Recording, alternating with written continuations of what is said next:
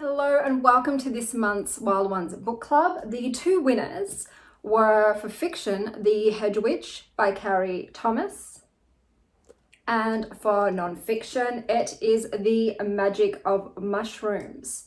And it says Fungi in Folklore, Superstition and Traditional Medicine by Sandra. Can we just look at this cover? Like, everything about this is freaking gorgeous. I even matched my nails to it because it just makes me so happy. And I can't wait to read it. So thank you for voting for this because we all know that I'm a shroom girly. So let's get started and hopefully it delivers. If not, just the cover alone, like, beautiful.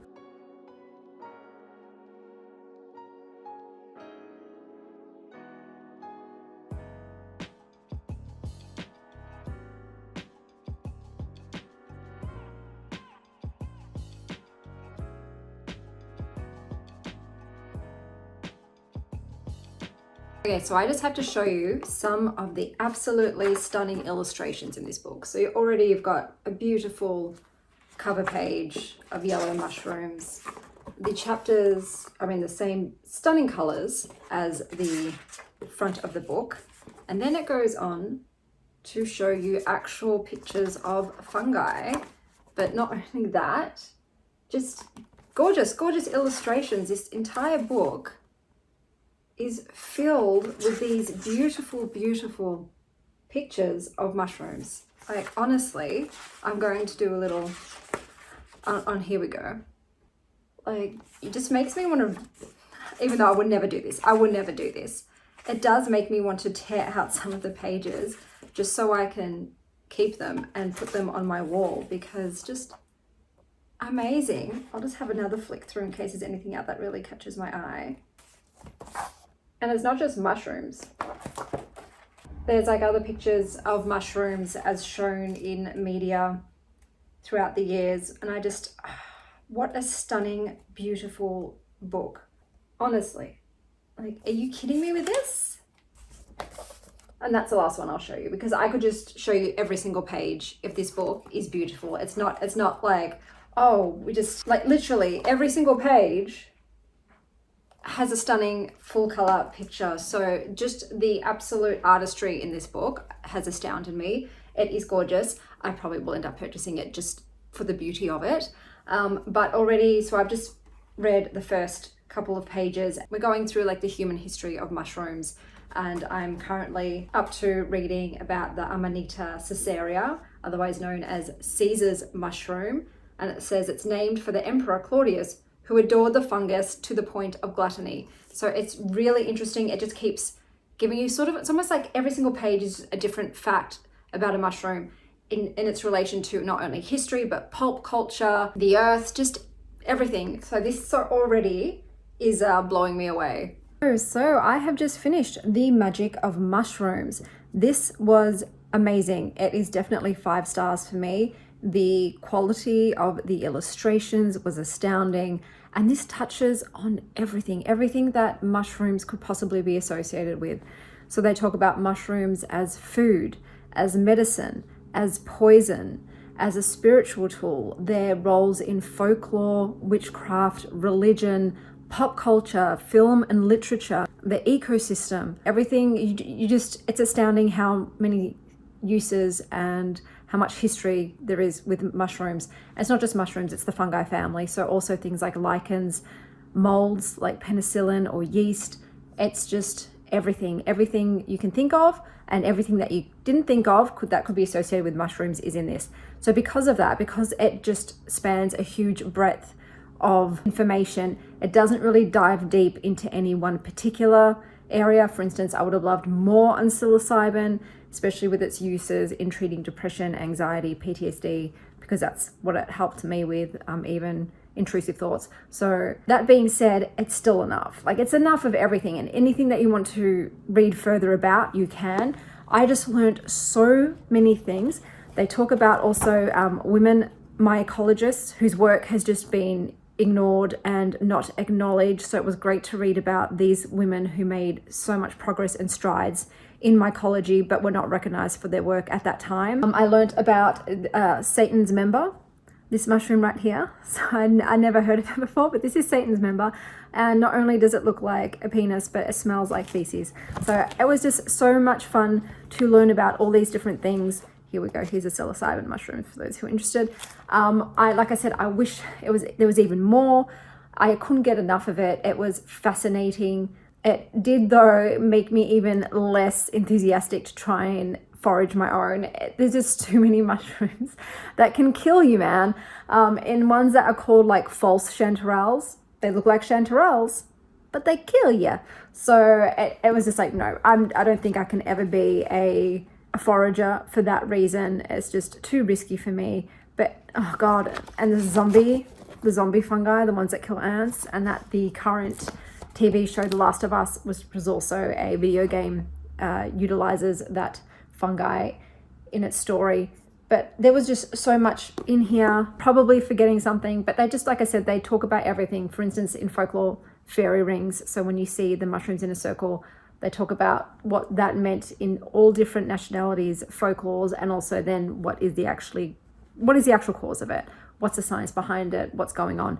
So I just loved it to bits and pieces. I just loved it so much, so much. It was, like I said, absolutely enthralling.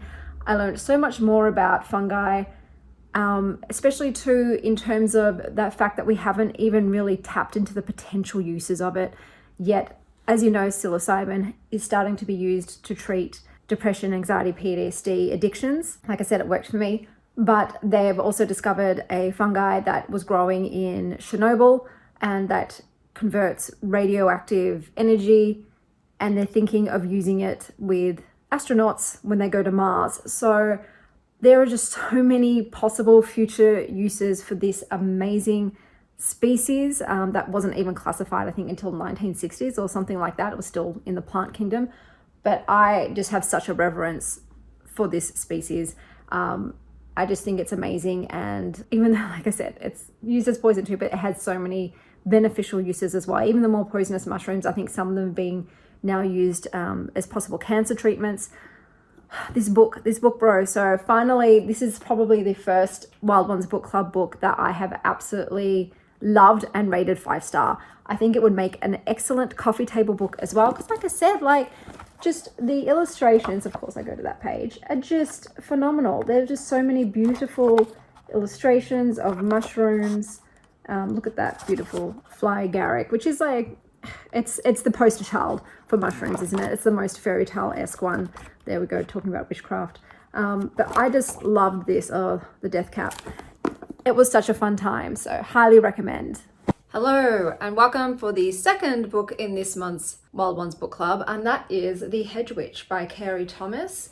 So this says, exiled for the summer, cast out, left to fend for herself amid the sheep and bogs, packed off to reside with Aunt Winifred, her arguably most crazy relation, and there was stiff competition. Rowan's thoughts were lost amid a tumble of hay bales when the train clacked slowly into a station. The sign came into focus.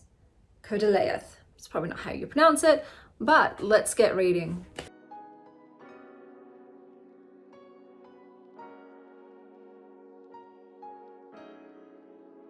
Okay, so I've just read a chapter. The chapter headers have these beautiful little illustrations. Each one is different, which I think are absolutely darling. It is very funny. I did laugh out loud a few times. The first time I laughed out loud was when she was talking about herself, Rowan, and she said, "Here lies Rowan Greenfinch, sorely missed but never kissed, buried with cats." I just thought that was hilarious. So I am really enjoying it so far. All of the characters are very colourful, and I like that. I know it's not realistic, but this is a magical book. So her Aunt Winifred that she's staying with is a hedge witch, and she's hoping that Rowan will also be a hedge witch. Her Aunt Winifred has a partner named Llewellyn who is into magic mushrooms. And so far I am enjoying it. It seems to be some dodgy magic about the town. So I'm assuming that's going to be sort of the plot of solving that mystery. But I'm really enjoying it. I think that Rowan is a great character. She's funny to be in her. It's funny to be in her head, and I'm loving everything so far. Oh, there's little mushrooms on the front. Such a cute cover. Isn't that a cute cover with the bees and the moon, the mushroom, the flowers? I love that. And that's the back. So yeah, I'm really enjoying it. It's obviously going to be a short read because it's only 130 something pages. But yeah, really enjoying it so far.